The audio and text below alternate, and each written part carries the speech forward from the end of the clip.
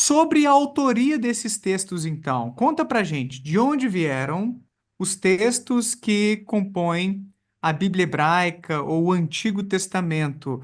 E dá pra gente chamar de Antigo Testamento ainda ou é uma expressão meio ruim, assim, é melhor falar Bíblia hebraica? Se quiser explicar isso pra gente pode ser legal e depois fala pra nós o que que a gente já sabe, quais são as descobertas sobre os autores desses textos. Daniel, é só essa pergunta sua já valeria uma outra live, que é tão complexa, né? Mas eu vou tentar sintetizar, porque se você deixar o professor falar, meu amigo, vai embora, viu? Mas eu tenho. Mas vou tentar fazer um recorte para te responder. Bom, primeiro, Antigo Testamento e Bíblia Hebraica. Na academia, Daniel, a gente tenta fazer uma leitura tentando ser mais, vamos dizer assim, isenção na pesquisa não existe, mas tentar sair um pouco daquele lugar, né, de uma tradição judaico-cristã e tentar trabalhar conceitos mais, vamos colocar assim, mais neutros, todas as aspas possíveis, tá? Neutros, mas todas as aspas possíveis. Então, por exemplo, Antigo Testamento parte do pressuposto que existe o Novo. Então, para um judeu, por exemplo, seria algo meio complicado, porque para eles não existe o novo. A aliança, que é o que, né, a aliança continua com os grupos judaicos, etc, etc. Então, o que nós chamamos de Antigo Testamento, para eles, são os textos normativos. Para o cristão, uma tradição cristã, eles falam, a nova aliança está com Jesus, né, tal, então nós temos uma nova revelação, uma nova aliança, então, aquela é a antiga aliança, que é o Antigo Testamento, lá com o povo de Israel, agora nós temos uma nova aliança. Na academia, Daniel, a gente tenta colocar conceitos mais neutros, né? Então, por exemplo, Bíblia hebraica, que é o conjunto desses textos do Antigo Testamento, que é a Tanakh, né? Que é a Torá, Nebim, Ketuvim, ou seja, Torá, que é o que nós chamamos de Pentateuco na tradição cristã, Nebim, que são os profetas anteriores e posteriores, né? Então, os profetas anteriores, Josué até segundo Reis, e os posteriores vai Isaías, Jeremias, Amós, Miqueias, e depois também os escritos, né? Que nós chamamos de livros poéticos, Salmos, livro de Jó, Provérbios. Então, esse conceito Bíblia hebraica a gente tenta trazer para a pesquisa e colocar a Bíblia hebraica e a Bíblia cristã, que é a biblioteca cristã. Mas é questão de conceito, tá, Daniel?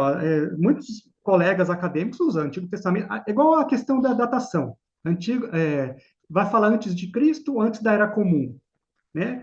Então, alguns entendem que falam, olha, não é legal falar antes de Cristo porque privilegia a tradição cristã, né? O ano, né?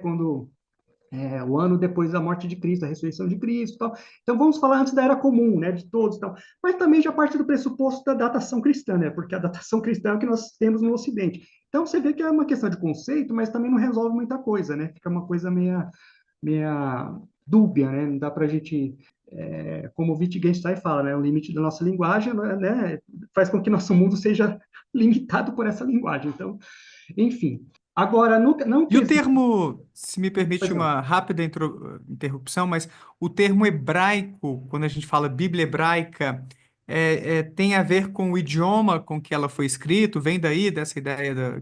Eu não sei se é só em hebraico que ela foi escrita originalmente, ou foram algumas línguas, mas vem um pouco daí? Então, Daniel, também é igual falar língua semita, que também vem da tradição, da tradição bíblica, né? Que é Sem, né? Sem, Cã e Jafé, né? Dos filhos de Noé, né? Então, aí pegaram, né? Como se as línguas surgissem lá atrás e aí se tornaram línguas semitas, né? Vem de Sem. Mas você tem, Daniel, na Bíblia, no que nós chamamos de Antigo Testamento, a parte dela é escrita em hebraico, né? Eu sou professor de hebraico, inclusive, Dani, eu dou aula de hebraico. Então, você tem hebraico e aramaico, trechos em aramaico. Trechos, por exemplo, o livro de Daniel, que é o seu, né, o seu nome, tem duas partes. Na verdade, três partes, se a gente for pegar para a tradição católica. Se for da tradição protestante, está as duas partes, em hebraico e em aramaico. Aí a Bíblia protestante só usa a parte hebraica e aramaica. Se você pegar a Bíblia católica, você tem as três partes, que a Bíblia que é a parte hebraica, aramaica e grega. O que que isso significa, Daniel? O que que isso significa? Que esse texto do livro de Daniel, por exemplo, passou por uma longa tradição. Ele foi escrito, reescrito, recebido, reescrito. Então, essas três línguas, se eu colocar o grego nesse pacote, significa que o texto é um texto de longa duração, ou de média a longa duração, né?